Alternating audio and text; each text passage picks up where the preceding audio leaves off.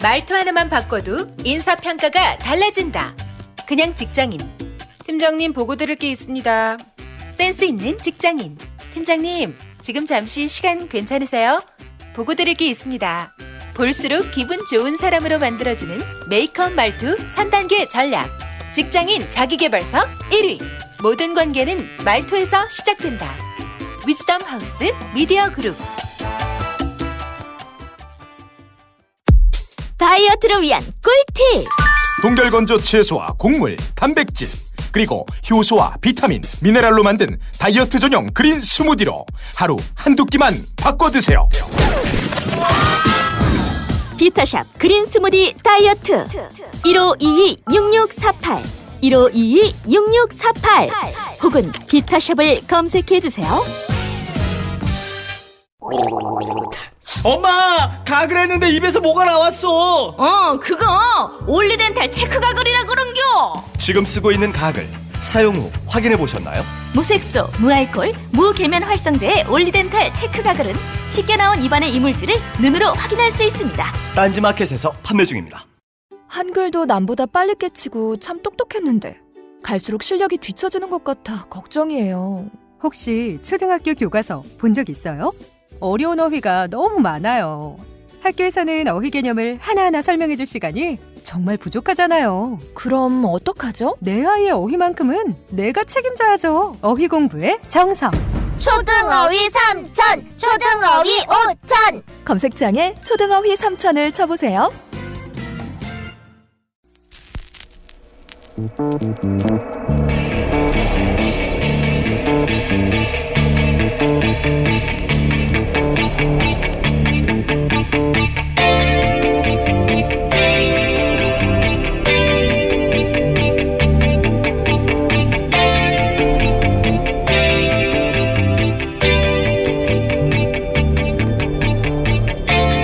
안녕하세요, 김호준입니다. 그러면 제가 물어보겠습니다. 지금 남양주에서 비프로닐이 검출이 됐잖아요. 예. 그러면 그 검출된 것이 어디로 갔습니까? 유청 추리를 알고 있습니까? 어디로 가 있어요 지금? 추적하고 있고요. 하고 있다는 게 무슨 소리입니까? 지금 추적할 수 있는 그 맥이 다 있는 거냐고요. 중간 그 수입 단계, 그 수입체들한테 가서 다 수거 지금 조치를 하고 있습니다. 수거를 도대체 어디로 간지를 알아야지 수거를 하는데 거기서 간 게 어디로 갔습니까? 자유한국당 김승희 의원이 국회 복지위에서 류영진 식약처장을 상대로 살충제 계란 유통 상황에 대해 질책하는 내용입니다. 류영진 식약처장이 임명된 지 한 달 만에 살충제 계란 사태가 터졌다고 해도 정부의 소관부처장은 제가 한 달밖에 안 돼서 라고 변명할 수가 없죠. 한 달이 아니라 임명 단 하루 만에 사고가 나더라도 국민 정부의 책임을 소관부처의 장에게 묻는 게 당연합니다. 그러라고 정부가 있는 거고 그러라고 부처의 장이 있는 거죠. 그런데 작년 국정감사 때 기동민 의원이 살충제 계란 문제를 최초로 지적하면서 밝힌 바로는 2014년, 2015년, 2016년 계란의 농약 잔류 검사가 전무했습니다. 그렇게 농약 잔류 검사가 전무했던 2014년, 2015년, 2016년에 식약처 차장과 처장을 했던 사람이 바로 김승희 의원이죠. 전 국민이 현 식약처장을 질타해도 적어도 김 의원은 그러면 안 되는 거죠. 똥을 싼 당사자가 똥을 치우는 사람한테 이러는 건 웃기는 겁니다. 김호준 생각이었습니다.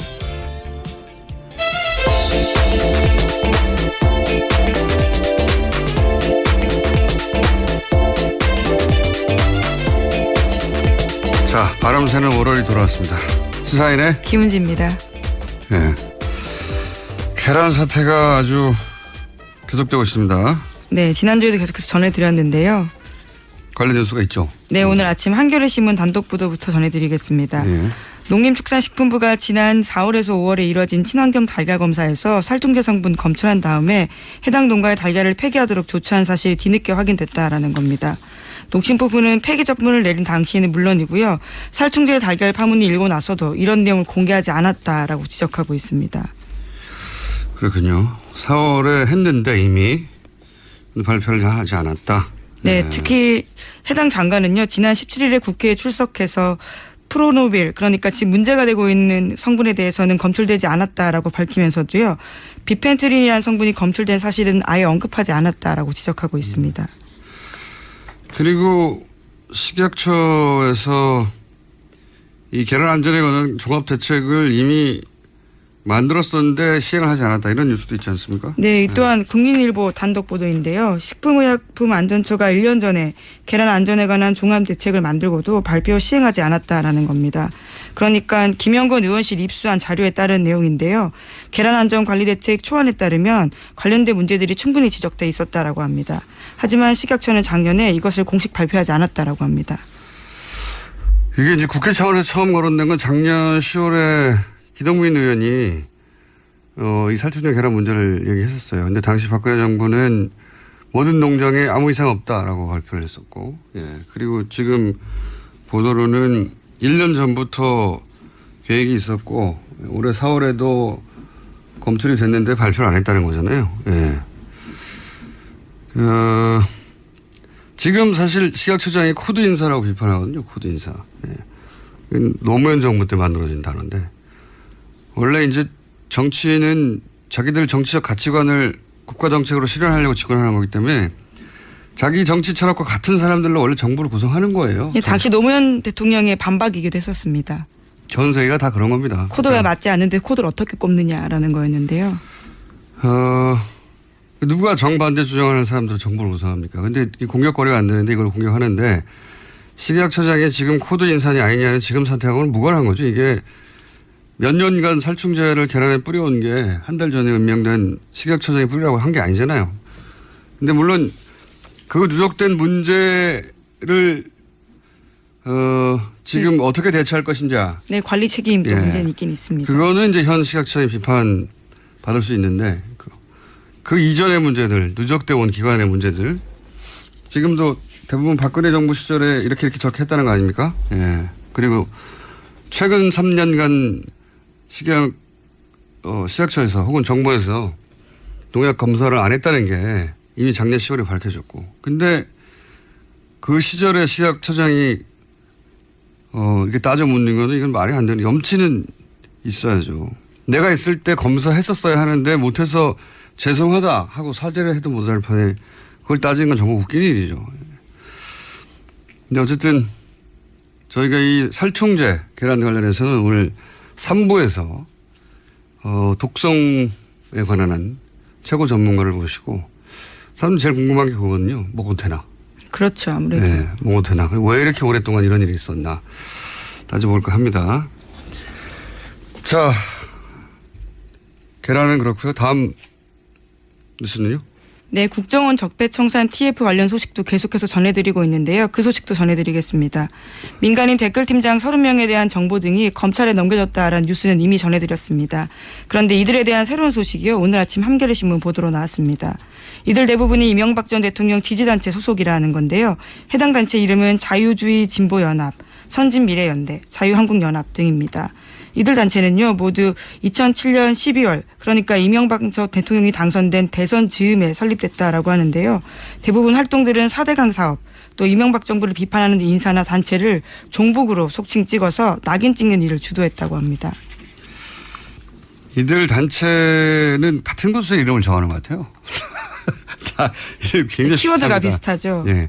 자유, 뭐 애국, 예. 선진, 미래 이런 거 들어가면 의심해 봐야 됩니다. 근데 지난주에도 잠깐 언급했지만 이들 단체가 지속 가능하도록 국가 예산을 조직적으로 지원했다 얘기를 드렸었는데 오늘 뉴스가 나왔네요. 그러니까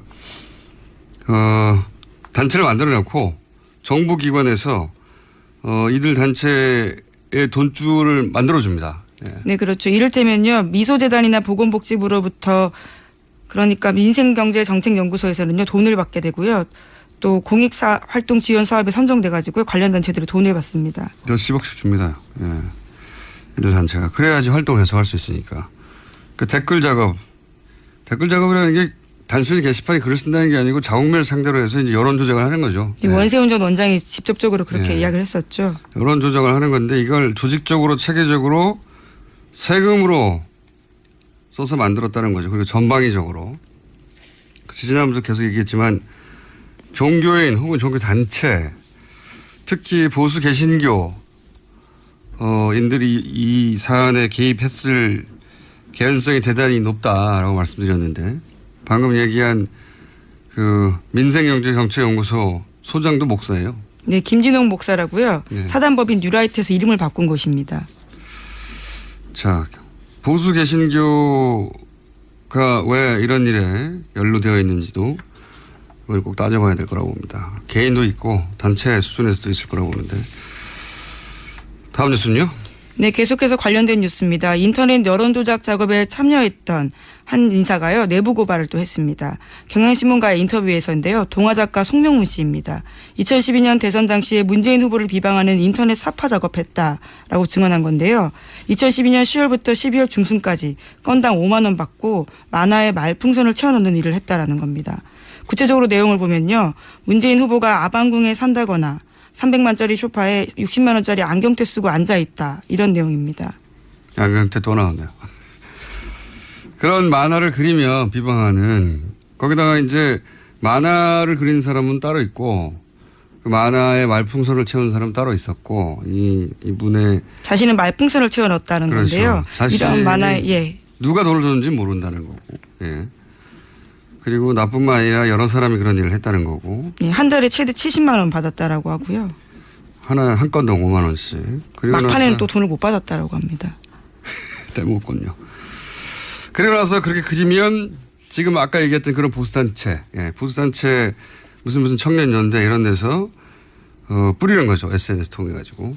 이렇게 조직적으로 한 거예요. 이 돈이 다 어디서 나왔나? 철저히 파헤쳐서 연루된 사람들은 다시는 공직에 있지 못하게 해야 되고 지시한 사람들은 엄벌에 쳐야 되죠. 일단 국가 세금을 하지 않겠습니까? 자기 주머니 돈을 털었을 리가 있나요, 이런 걸. 자, 다음 뉴스는요. 예, 적폐청산 관련해서 계속 뉴스 전해드리면요. 지금 공식적으로 국정원이 꼽고 있는 적폐청산 리스트가 14가지입니다. 그중에 또 하나 내용인데요. 우병우 전 민정수석과 관련된 국정원 내부 보고서도 언론에 폭로가 됐습니다. SBS가 보도한 내용인데요. 국정원의 국내 정보 수집을 총괄했던 추명호 전 국장이 우 전 수석과 지나친 유착관계에 있다라는 보고서 내용이 담겨 있다고 합니다. 국정원 보고서가 그렇다는 거죠. 예, 그렇죠. 관련해서 이미 이 내용들은요, 지난해 10월 달에 최순실 게이트 터지면서 나오긴 했었는데요. 국정원은 그것보다 1년 8개월 전에 이미 알고 있었다라는 거죠. 국정원이 뭐 최순실 모를 리가 있을 수 있습니까? 이 추 전 국장은 결국 최순실 라인 아니냐 이런 의혹을 계속 받아왔죠. 이 3인방한테 직보했다. 예. 직보했다. 국정원 내에도 최순실 라인이 있었던 것이고 그 연결고리에 추국장이 있는 거 아니냐 라는 의혹 제기가 있는 겁니다. 내부적으로도 그렇다라는 보고서가 나왔지만요. 추 전 국장은 아무런 징계 없이 퇴사했습니다. 그러니까요. 여기 대해서 당시 이병기 국정원장도 이 보고서 내용이 사실이라고 했죠. 예. 그러니까 최순실 라인이 맞는 거죠. 예. 그러니까 여기저기서 직거래했던 사람들이 나오는 겁니다. 보고서 국정원 내부 보고서가 추 국장이 소위 3인방에 직보했다 하는 것도 파악하고 있었고 전 국정원장이 보고서 내용이 사실이라고 했으니까 징계 대상인데 지금은 그냥 아무 문제 없이 퇴직을 했고 지금이라도 따져야죠. 다음 뉴스는요. 네, 또 하나 더 전해드리면요. 국정원 적폐청산 TF에서 하고 있는 건 중에 하나가 속칭 최동국 사찰 건입니다. 이와 관련해서 국정원이요, 당시에 직원을 재조사했다라고 합니다. 굉장히 웃긴 사건이죠. 이때 국정원 직원이 최 총장을 뒤조사했는데 어떻게 한 거냐? 그래서 혼자 했는데 뭐 어떻게 시작한 거냐? 강남의 한 식당 화장실에서 듣고 우연히 첩보를 들었다라는 거죠. 꼬리 자르기를 해도 검찰총장을 날리는데 국정원 직원이 식당 화장실에서 우연히 듣고 했다는 게 말이 됩니까? 꼬리 자르기를 한 건데 해도 좀 폼나게 하면 안 되나요? 하지만 여전히 국정원 적폐청산 TF 가서도요, 해당 직원은 똑같은 주장을 하고 있다고 합니다. 화장실에서 들었다고요.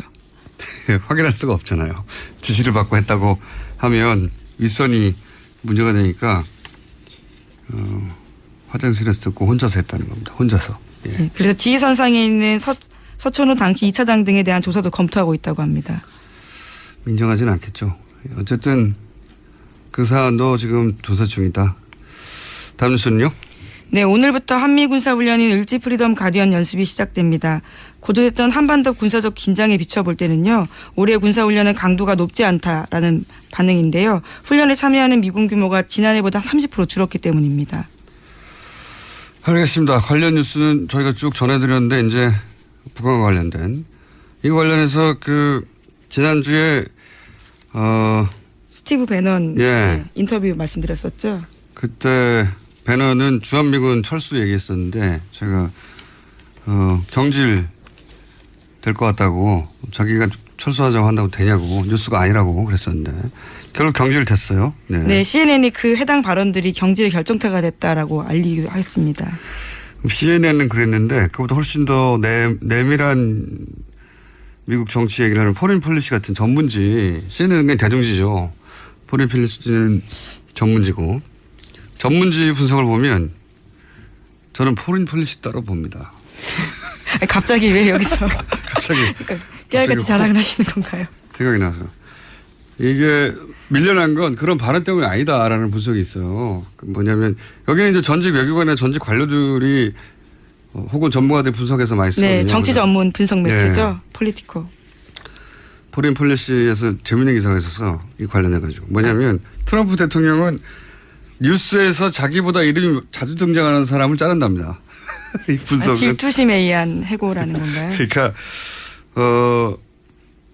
배넌도 최근에 뉴스에서 주목도가 굉장히 높아지고 그래서 견딜 수 없어서 잘라버린 거라고 하고 이 예를 쭉 듭니다. 그러면서 예를 들어서 국가안보보좌관 플린 러시아 스캔들에 연루돼서 잘렸다. 네, 그렇게 알려져 있죠. 이게 이제 예를 들어 CNN 같은 대중지의 분석이라면 여기서는 그게 아니고 플린이 러시아 스캔들에 연루됐다고 했을 때는 안 잘랐대요. 그런데 이제 플린이 점점 이름이 자주 등장하자 자신이 다른 누구보다 주목받는 걸 좋아하는 사람이 트럼프 대통령인데 그래서 백악관 공식기구를 통해서 발표를 안 하잖아요. 트럼프 대통령은 국가 정책과 관련된 중요한 결정을 먼저 트윗해버립니다. 그렇죠. 트윗으로 그냥 해버리는데 그래서 자기보다 뉴스에 더 많이 나오는 순간 트럼프 에고를 건드려서 잘린다는 공식이 있답니다. 개인적으로 저는 이 분석에 동의하는 게 제가 오랫동안 정치인들 봐왔는데 그 의사결정을 보면 조국과 민족을 위해서라고 포장을 하지만 실제 보면 대단히 찌질하고 사적이고 사소하고 자기 기분이 나쁘다든가 아니면 죄가 밉다든가 얄미워 죽겠다든가 이런 걸로 결정해요. 네. 그걸 이제 공적인 양 포장하는 경우가 아주 많죠. 그래서 저는 이 분석에 동의하는 바입니다. 아니 대통령이 이렇게 찌질하겠냐. 대통령 사랑 아닙니까? 미국 대통령은. 그럴 가능성이 있다. 좋지 않은 리더의 대표적인. 아니 많은 정치인이 리더일 수 있을 것 같아요. 그런 사감으로 정치를 하는데 그리고 그래서 역사는 그렇게 사소한 일로 움직인다 이거죠. 하필이면 그런 사람들 중요한 직책에 가 있어서. 근데 어쨌든 이 거창하게 뭐 백인주의하고 막 복잡하게 분석하는데 그게 아니고 뉴스에 너무 많이 나와서 잘렸다라는 게 이 포리폴리스의 분석이고 저도 동의하는 바다. 하지만 또 새로운 자신의 매체로 또 돌아가기로 했기 때문에 여전히 뉴스에 많이 나올 가능성이 있지 않습니까? 그건 자기 매체고요. 다른 뉴스가 다뤄주는 건 다른 거죠. 자, 오늘 여기까지 하겠습니다. 지금까지 시사인의 김은지였습니다. 감사합니다. 골반 잡자 바로 잡자 바디로직 허리 통증 바로 잡자 바디로직 2017년 쿨 썸머 바디로직 라이트 출시. 통기성이 좋아 땀 걱정 없이 한여름에도 쾌적하게. 입은 듯 안 입은 듯 가벼움의 신축성은 그대로. 자세가 좋아지는 골반 교정 타이즈 바디로직 검색창에 골반 교정 바디로직 라이트. 아무도 묻지도 따지지도 않고 가입하셨다고요? 보험은 너무 어려워요. 걱정 마십시오. 마이보험 체크가 도와드립니다. 1800-7917 마이보험 체크로 지금 전화 주세요. 1800-7917 이미 가입한 보험이나 신규 보험도 가장 좋은 조건을 체크해서 찾아드립니다. 인터넷 한글 주소 마이보험.com 또는 카카오톡에서 아이디 검색 마이보험을 친구 추가하여 상담하실 수 있습니다. 모닝똥? 제겐 사치였죠. 내가 토끼인지 토끼똥이 나인지 내가 변을 본 것인지 변을 당한 것인지 나는 바나나이고 싶다. 간혹 구렁이이고도 싶다. 미궁 대장사랑! 빅동의 추억 미궁 대장사랑이 찾아드립니다. 혈중 콜레스테롤 개선과 배변 활동에 도움을 주는 건강기능식품입니다. 검색창에 미궁 대장사랑. 미궁 장사랑 이름 바꿨어요. 프로바이오틱스 12종 추가. 미궁 대장사랑.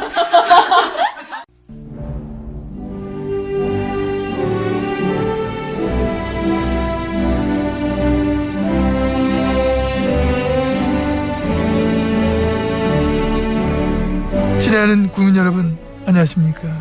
MB입니다. 제가 오늘 오랜만에 나왔습니다. 사실 여러 가지로 별로 나오고 싶지 않았는데, 그랬더니 엠마는 또 안 움직입니다. 또 원래가 거물급이잖아. 근데 그런 내가 이래 나온 이유는 오늘 위험 문제가 나온다는 보고를 받았습니다. 응? 여기 진짜 문제야 이거. 여기 왜 이래? 이 소굴이야 소굴 이거. 김어준이 하나만 해도 이카는데 주진우가 주진우를 갖다 이거 후라시키면 어떡하나 이거. 제대로 된 인간 아닌데 이거 주진우 이거.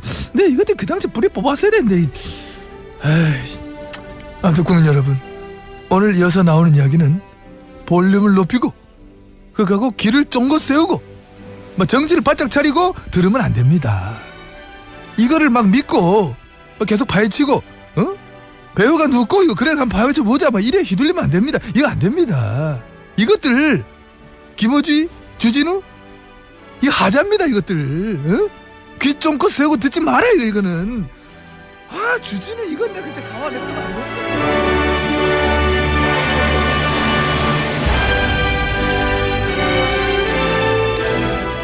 최근 국정원 댓글 사건부터 시작해서 이명박 전 대통령 이름이 자주 등장하죠. 이명박 전 대통령 관련 사건 중에 가장 오래되고 가장 유명한 건 다들 아시다시피 BBK입니다. 이 BBK 관련해 완전히 새로운 단서가 처음으로 나와서 오늘 공개합니다. 네, 주진우 기자 나왔습니다. 안녕하십니까? 안녕하십니까? 예, BBK 사건은 워낙 오래돼서 간단하게 사건 개요 중요한 몇 가지만 짚고 넘어가겠습니다. 우선 다스라는 회사 기억나실 텐데, 다스 이명박 전 대통령의 형 이상은 씨와 처남 김재정 씨의 공동 명의로 된 현대자동차 시트 납품 회사죠. 네. 사실은 이명박 전 대통령의 차명 회사로 지목된 회사입니다. 오래전부터 그런 얘기가 있어요. 네, 거의 증명이 되다시피 하는 회사입니다. 자, 그런 다스 회사를 일단 기억해 주시고요. 또 하나는 이 다스에서 BBK에 190억이 투자됩니다. 네, 중간과정 생략하고. 그리고 BBK가 우여곡절 끝에 옵셔널 벤처스라는 회사가 됩니다. 네. 오늘은 옵셔널 벤처스가 BBK의 마지막 형태였다. 이것만 기억하시면 되는데, 이 옵셔널 벤처스가 주가 조작으로 소액 투자자 얼마를 손해를 입혀줬대요? 약 600 아니에요? 600? 600여 명입니까? 600억. 사람은 5천여 명, 액수는 1,000억 원대입니다. 1,000억 원대입니까? 네. 네. 5천여 명의 투자자 1,000억 원대 피해액이었습니다. 그리고 그때 이 옵셔널 벤처스의 대표였던 사람이 김경준 씨죠. 김경준 씨가 얼마를 횡령 미국으로 갔죠? 384억을 횡령했습니다. 예. 주가 조작이나 다른 사기로 대한 이익금 빼고 횡령 액수만 384억. 예. 여기까지 이제 기억을 떠올려 보시고, 이때 김경준 씨가 미국으로 가면서 투자금을 돌려주고 가요, 일부를. 네. 투자자들이 이명박 전 대통령 가까운 사람들이었어요. 예. 그러니까 개인 투자자들 말고 네. 큰 덩어리의 투자자들, 이 투자자들, 이명박 전 대통령과 가까운 투자자들에게만 돈을 돌려주고 갑니다. 그렇습니다. 삼성생명, 심택, 하나은행 이렇게 이명박 대통령 친분이 있는 사람들한테만 돌려주고 갑니다. 그렇죠. 이상한 일이죠. 도피할 거면 그냥 도피하지 왜 이명박 전 대통령과 친분이 있는 투자자한테만 돈을 돌려주고, 개인 투자자들 돈은 돌려주지 않았어요. 물론. 그리고 다스에서 190억을 투자했는데 그중에 50억을 또 돌려줍니다. 50억만 주고 갔습니다. 이상한 일이죠. 줄 거면 다 주던가 그냥 갈 거면 그냥 가야 되는데 190억 중에 50억만. 네. 갚을 여력이 충분히 있었습니다. 하지만 네. 50억만 주고 갔습니다. 그래서 140억이 남았죠. 요 140억을 놓고 미국에서 소송이 벌어집니다. 옵셔널 벤처스에 투자한 개인들, 이 김경준 씨를 상대로. 그리고 다스가 김경준 상대로 네. 소송이 벌어지는데 그 결과 개인 투자자들은 김경준 씨에게 승소하고 다스는 김경준 씨에게 패소합니다. 그렇습니다. 김경준 씨가 가지고 있던 돈, 그러니까 네. 은닉해놓은 돈이 옵셔널 벤처스에 투자한 투자자들의 돈이지 그 다스의 돈이 아니다. 이런 판결을 내렸습니다. 미국에서. 네. 그러니까 일반 투자자들은 이겼기 때문에 그 돈을 받게 되고 네. 다스는 졌기 때문에 다스에 줄 필요가 없는 거예요. 미국에서 소송을 해서. 일단 그런 상태였습니다. 일단 그런 상태인데 진짜 이상한 일이 다시 벌어지죠. 뭐냐면 이 140억을 재판에서 이긴 일반 투자자들한테 돌려준 게 아니라 재판에서 져서 돈을 줄 필요가 없는 다스한테 이 140억을 줍니다. 2011년 2월의 일입니다. 오늘 할 이야기는 어떻게 이렇게 이상한 일이 벌어졌을까? 예? 그 내막을 추정할 수 있는 문서를 처음으로 주진우 기자 오늘 여기서 공개하려고 합니다. 예. 이 이야기가 이해하기 어려울지 모르는데 간단하게 말하면 140억, 그러니까 여러 가지 복잡한 사건 끝에 BBK의 후신인 회사에 140억이 있었어요. 스위스 계좌에. 네. 이 돈을 개인 투자자들한테 돌려주라고 미국 재판에서 판결이 났는데 근데 이 돈이 다스에 돌아가는 겁니다. 이명박 대통령이 실소유주라고 의심받고 있는 네. 다스에. 어떻게 이게 다스에 돌아갔을까? 라는 이유를 추정할 수 있는 문서를 지금 한보따리 노란이죠. 핑크색 보따리에 쌓아서 왔어요. 정말로. 예. 보자기입니다. 보자기에 싸가지고 와가지고 지금 보자기를 풀었습니다. 안에 문서가 잔뜩 들어있는데. 자, 첫 번째 공개할 문서는 뭡니까? 다스의 회의록입니다. 다스 회의록. 어떤 회의록입니까? 다스와 옵셔널 벤처스 관련된 소송 관련된 회의인데요.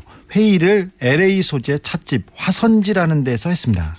2008년 11월 10일 일입니다. 몇 시부터 몇 시까지도 있나요? 몇 시부터 몇 시까지도 있고요. 네. 11월 10일 날 하고 그다음에 11월 11일 날 양 이틀간에 걸쳐서 2시간 반, 5시간 뭐 이런 식으로. 그 다스의 내부 회의록인 거죠, 이게? 네, 그렇습니다. 네, 내부 회의록인데. 네, 다스 내부에 다스의 이사 신아무개 씨, 다스의 계장 참여했고요. 그리고 미국 변호사들이 참여했고 오세경 변호사라는 사람도 참여했고 여기에 LA 총영사 김재수라는 사람이 참여합니다. 사기업 소송에 왜 LA 총영사가 참여하는 겁니까? 이 김재수라는 분이 BBK 때 김경준하고 소송할 때 이명박 측 변호인이었어요, 원래. 네. 근데 그분이 갑자기 이명박 대통령이 당선되자마자 네. 한국 외교사상 처음으로 해외 동포 출신 변호사를 그냥 총영사를 시켰어요. 네. 근데 총영사를 시킬 때 임명할 때 그때 이분이 미국 영주권자이셨어요. 네. 근데 그러니까 우리나라 국적자도 아닌데 네. 그 외교사상 처음으로 이런 자리를 줬었죠. 그래서 뭐 뒷말이 많았었는데 이분이 총영사에 가서도 다스 BBK를 보고 있었습니다. 총영사의 신분으로. 네. 그러니까 그 외교관이 사기업 소송을 외교관이 되기 전부터 맡았던 사건을 외교관이 된 이후에도 계속 맡았다는 거 아닙니까? 그렇습니다. 그러니까 사기업 간의 거래, 사기업과 개인 간의 그 소송을 네. 외교관이 맡았습니다. 네, 총영사관이 가서 회의에 참석했다라는 네. 문서가 지금 다스 내부 문서 어떻게 보고 있어요? 그거 나중에 얘기하기로. 네. 내부 문서로 나온 거죠. 네. 그다음 문서는 뭡니까? 그다음 문서는 김경준 관련 LA 문서가 많아요. 잔뜩 여기에. 네. 네. 김경준 관련 LA 총영사의 검토 요청 사안이라고 LA 총영사 김재수 씨가 검토해가지고 그 위에다 보고한 사안입니다. 작성을 누가 했고 무슨 내용입니까? 청와대 민정실에서 작성한 것으로 보입니다. 다스의 핵심 관계자가 청와대로부터 받았다고 지시를 받았다고 하면서 내놓은 서류 3장짜리 서류입니다. 관공서 형식이고요. 지금 아까 봤던 다스 회의록은 이렇게 다스의 직인이 찍혀 있거나 그렇거나 이런 식으로 보고서 형식으로 돼 있습니다. 여기도 많습니다. 10여 개 있는데요. 이런데 이 문건은 관공서 문건이 분명한 형식입니다. 그러니까 청와대 민정에서 만든 문건인데 네. 내용이 김경준과 옵셔널 벤처스 소송 관련해서 네. LA 총영사에게 네. 이러저러한 사항을 검토하고 그러고 나서 그 결론을 정리한. 네, 그렇습니다. 이 문건의 내용을 보면 스위스 계좌에 대한 동결 조치 필요, 한국 정부 차원의 동결 요청 가능성 그렇게 하면서 에리카 김 이보라에 대한 범죄인 인도 청구는 어떻게 해라. 그리고 어떤 수사를 근거로 동결 요청 가능한지 그리고 해외 도피 사범 시효 정지 규정을 인도 청구에 가능한지 이것도 하라고 합니다. 결론은 이렇게 나옵니다. 한국 정부 차원에서 스위스 계좌의 동결 요청은 어려운 것으로 보임. 그러면서 다른 내용을 추가 검토하라고 지시한 내용입니다. 이게 어려운데 요약하면 이런 겁니다. 그러니까 청와대 민정에서 옵셔널 벤처스와 개인 투자자 간에 벌어진 소송이 아까 있다고 그랬지 않습니까? 140억 돌려받기 위해서. 그 소송 쟁점이 뭔지 어떻게 해결할 건지를 LA 총영사 민정이 외교관한테 사기업 소송을 쟁점을 정리해서 보고하라고 한 거예요. 이해하셨죠? 예. 이때 청와대 민정이 누굽니까? 담당자는 있습니다. 담당자는 있는데 이름 밝힐 수 없나요 지금? 네. 누군지 알지요, 저는. 알겠어요. 그러니까 이게 내용이 그러니까 요약하면 이런 거네요.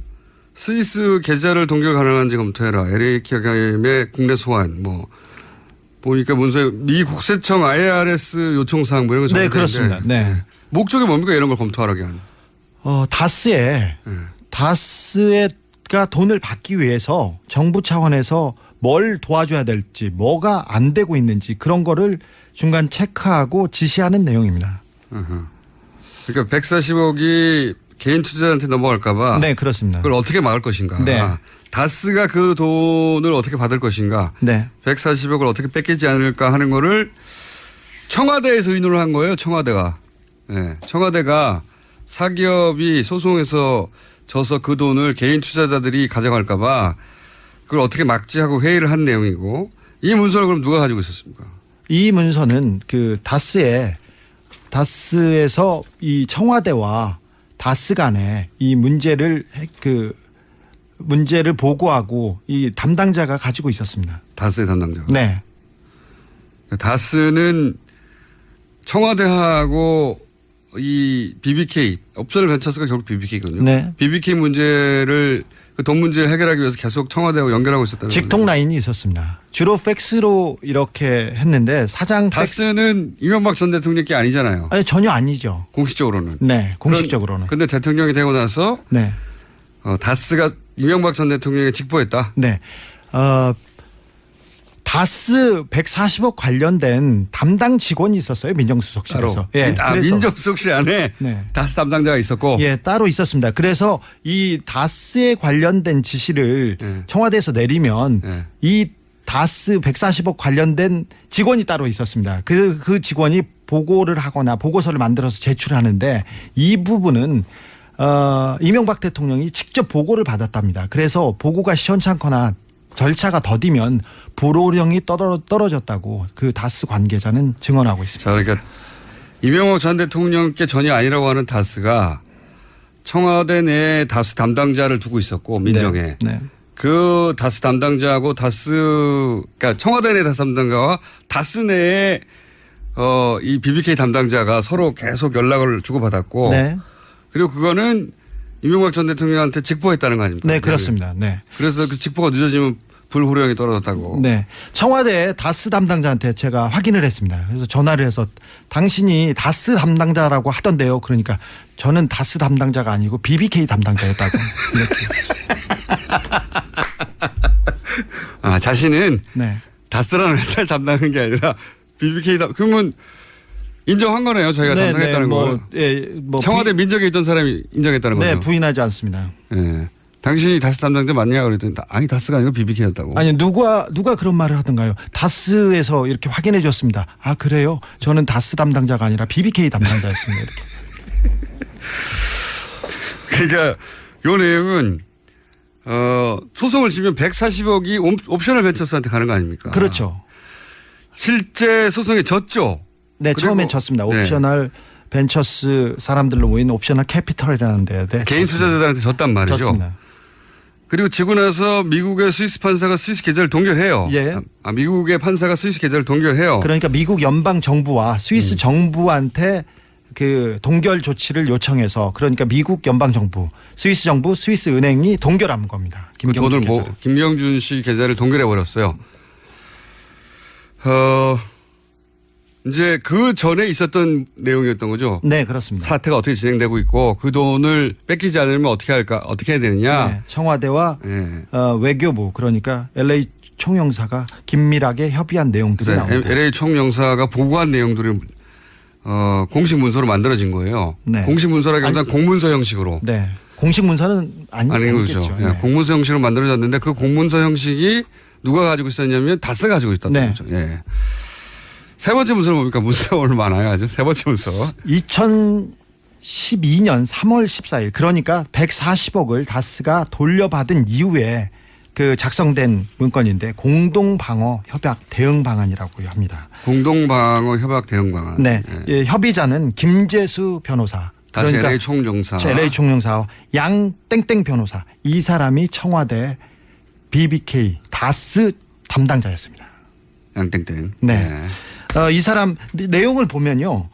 공동 방어, 공동 이익을 위해서 비밀 유지 협약을 체결해야 된다 이런 내용입니다. 그래서 목적이 피고들의 소송에 대해서 원활하게 대응하기 위해서 관련 자료를 공유하라고 하면서 자꾸 비밀을 유지를 하라는 그런 내용입니다. 비밀 유지 협약인데 이게 재밌는 것이 LA 총영사하고 청와대 사람하고 둘이서 협의를 했는데 이게 다스와 그다음에 김경준 간의 거래입니다. 그러니까 개인과 개인 회사의 거래를 LA 총영사하고 청와대 사람이 협약을 맺습니다. 이해 가시는지 모르겠는데 어려워요.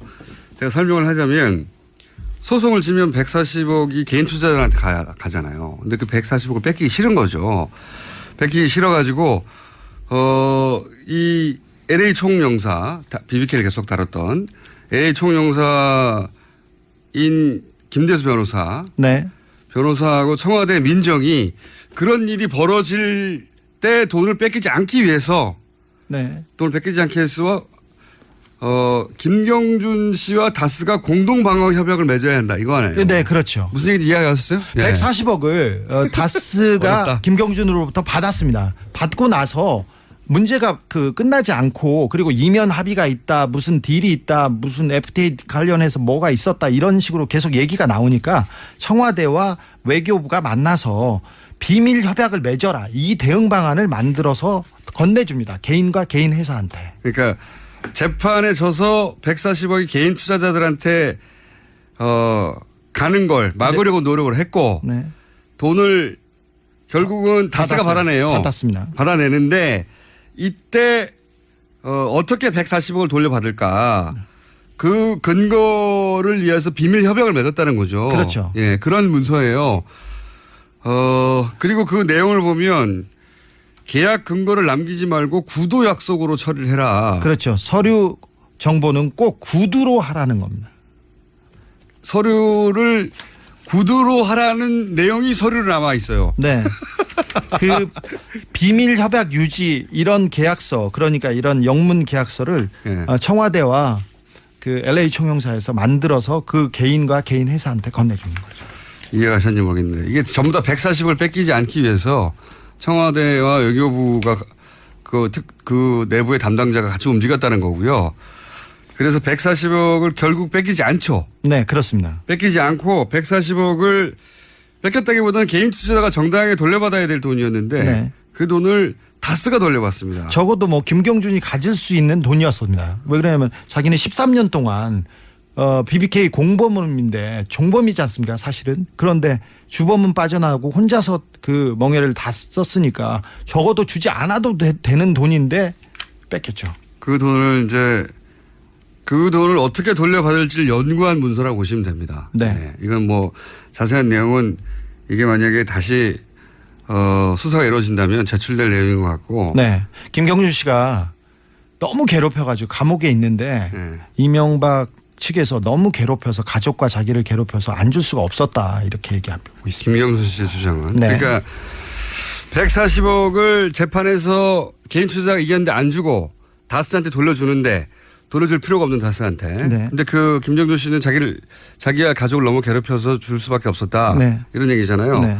근데 다스한테 그렇게 돌려주면 김경준 씨가 대신 얻을 게 있어야 되잖아요. 그렇죠. 얻을 게 뭐였습니까? 그 이면 합의에 대해서는 지금 밝혀지지 않았는데 김경준 씨는 내심 가족들에 대한 소송을 다 취하하고 그건 됐습니다. 네, 그리고 이루어졌죠. 자기를 풀어줄 줄 알았대요. 그리고 풀어줄 줄 알았겠죠. 네, 다스의 이 140억 담당자도 풀어주기로 했답니다. 풀어주기로 했는데 다스의 담당자도. 네. 네. 그런데 돈을 받고 나서 네. 그 윗분이 이명박 대통령께서 마음을 바꿔가지고 안 풀어줬답니다. 돈은 다 받았으니까. 이 앞에 문서들은 140억을 돌려받기 위해서 노력한 내용들이에요. 요약하면 결국은 그 디테일은 몰라도 됩니다. 그런데 그게 이제 문서로 확인됐다는 게 처음인 거고, 그런데 그 140억을 돌려주면 가족도 안 괴롭히고 자기도 풀려날 줄 알았는데 다스 담당자도 그렇게 알고 있었는데 근데 그냥 안 풀어준 거 아닙니까? 그냥 입을 싹 씻었다. 그런 내용이고요. 실제 그러고 나서 140억을 다스가 받고 나서 당시 기소중지 상태였던 에리카 김이 입국을 했죠? 예, 입국해서 이틀간 조사를 받았습니다. 서울지검 특수일부에서. 관련 혐의를 다 털고 다시 출국을 했죠? 네. 그때 인터폴에 수배를 하겠다 아니면 범죄 인도인 조약을 진행하겠다 이렇게 협박을 했는데요. 아무것도 무혐의로 털어주고 바로 보냈습니다. 네. 그게 그러니까 이 140억 딜의 패키지의 일부가 아닐까 이런 추정이 가능한 거죠. 네. 왜냐하면 세 번째 문서에 좀 전에 얘기한 근거를 남기지 말고 구두 약속으로 처리하라 했기 때문에 실제 문서가 있는 건 아닌 거죠. 이 합의에 대해서. 합의 문서가 있으리라고 봅니다. 그래요? 그런데 거기에 문서를 남기지 말라는 문서가 있잖아. 네, 그렇지만 김경준 씨나 구체적인 것은 아니고 러프하게는 있으리라고 봅니다. 다스의 담당자가 김경준을 풀어주는 부분을 거기다가 넣었었나 봐요. 처음에 초안에 넣었는데 청와대한테 엄청 혼났다. 호통을. 그러니까 서로 합의를 할 때 김경준 씨의 석방도 문서로 남겼다가 다스 담당자의 얘기입니다. 네. 이명박 대통령이 불효령이 떨어져가지고 자기가 엄청 혼났다는. 그래서 김경준 석방은 그 문서에서 빠졌다. 네, 그런 디테일은 빠지고 그냥 몇 가지 조항은 남은 이면 계약서가 있는 것으로 보여진다. 네. 근데 그 문서, 그 이면 계약서는 지금 없고 손에. 그런데 어쨌든 김경준 씨, 그래서 가족들도 풀려날 줄 알았고 김경준 씨도 풀려날 줄 알았다는 거죠. 네. 안 풀려났다 결국은. 그러면 여기서 궁금한 게 미국의 연방판사가 스위스의 김경준 씨 계좌를 동결시켰잖아요. 네, 그렇습니다. 그렇죠? 근데 그걸 감옥에 있던 김경준 씨가 그 계좌를 풀었다는 거 아닙니까? 결국은. 그렇죠. 감옥에서 마법을 부려가지고. 이게 어떻게 가능하죠 이게? 사실은 검찰의 도움이 없이는 이게 불가능한 일인데 검찰이 지속적으로 김경준 140억을 빼내기 위해서 도와줬다는 정황들은 여러 개 있습니다. 근데 그 중에 하나를 제가 공개하겠습니다. 김경주 씨의 편지인데요. 편지. 2010년 2월 9일 날 보낸 겁니다. 김기동 부장검사님, 잘 아시다시피 김기동 부장검사는 BBK의 주 검사님이셨고요. 김기동 부장검사는 김경준한테 형이라고 부르라고 하면서 회유 협박을 했다고 그렇게 지목된 그 사람입니다. 새해 복 많이 받으세요. 계속 바쁘신 하루를 보내시겠네요. 언제나 신경 써주셔서 감사합니다. 이렇게 얘기하고 김양수 검사님을 뵙습니다. 김양수 검사님이 좋은 자리로 가가지고 굿뉴스를 들었습니다. 이런 얘기하면서 형 집행 순서 변경 신청서는 김양수 검사님 말씀대로 이렇게 됐습니다. 이렇게 얘기하면서 맨 마지막에 더 이상 실망을 주지 않게 도와주세요. 이렇게 얘기합니다. 그리고 저희 누나는 6월 전에 들어오는 것이 좋을 것 같다고 전달하였습니다. 아마 누나가 확인 전화를 드릴 겁니다. 이렇게 하면서 김경준 올림 이렇게 하는데 자 6월 전에 들어오는 것이 좋겠다. 그 6월 전에 들어오는 것이 좋겠다. 누나가 확인 전화를 할 것이다. 이 딜 관계에 관해서 김경준이 계속 검사하고 얘기하고 있었던 정황이 보입니다. 형 집행 순서를 바꾼다는 거는 미국에 가서 형을 사는 게 가능해진다는 얘기거든요. 여러 가지 얘기가 뭐 그 편의를 봐주기로 했고. 김경준 씨가 미국으로 이송되는 걸 원했고. 네, 뭐 그렇죠? 이런 식이죠. 그래서 신청서 허락을 도와주셔서 감사합니다. 정말 감사드립니다. 이런 내용이 있습니다. 김경준 씨가 미국으로 한국을 떠나서 이송되는 걸 원했고 그런 걸 이용해서 그리고 누나를 털어주는 거를 털어주길 원하는 걸 이용해서 이런 딜을 시도한 것으로 보이는 내용이네요. 네네, 그렇습니다. 네, 검찰과는. 네. 이렇게 해주면 이렇게 해줄게 일부가 본인을 미국으로 이송하고 누나는 언제 들어와가지고 이 문제를 털고 예. 그 내용이 이제 편지에 일부 담긴 거죠. 네. 예. 그러면 이 민정에 있던 안모 인사나 외교부 인사가 자신들이 이 사건에 BBK 사건에 연루돼 있다는 걸 인정하긴 했습니까? 아까 말하신 대로 그 양모 씨는 인정했고. 인정했고요. 김재수 변호사는 전화를 계속 피하고 있습니다. 근데 김재수 변호사는 다스 다른 회의록 제가 가지고 있는 한 100여 건의 서류에 다수 등장해서 이 사람은 피해갈 수도 없습니다. 그리고 다스 측에도 확인을 했는데요. 사실 다스에서 이 문제를 담당했던 분이 저한테 그 모든 얘기를 털어놓으셨어요. 그리고 지금 다스의 실권자이신 이명박 대통령의 아들 이시영 전무한테 여쭤봤습니다. 제가 전화 받았습니다. 140억을 받기 위해서 청와대가 움직인 정황, 아버지가 움직인 정황을 알고 계세요? 그러니까 깊은 한숨을 쉬시고요. 그리고는 아니요 할 수도 있잖아요. 깊은 한숨을 쉰 다음에. 아니요. 주진우 기자입니다. 오랜만에 뵙습니다. 그랬어요. 제가 좀 단연간 괴롭힌 그게 있지 않습니까? 그랬더니 한숨을 쉬시면서 자기는 모르는 일이라고 죄송하다고 이렇게 끊더라고요. 자기는 모르는 일이라고. 자, 오늘 네 가지 문서를 얘기를 했는데 마무리를 해야 하는데 시간이 약간 부족하네요. 한 3, 4분 정도 마무리를 할까요 말까요? 해야죠. 해주세요. 그러면 저희가 3부에서 2분만 더 만나는 걸로 잠깐 쉬었다가 3부에서 다시 뵙겠습니다. 네, 뉴스공장입니다.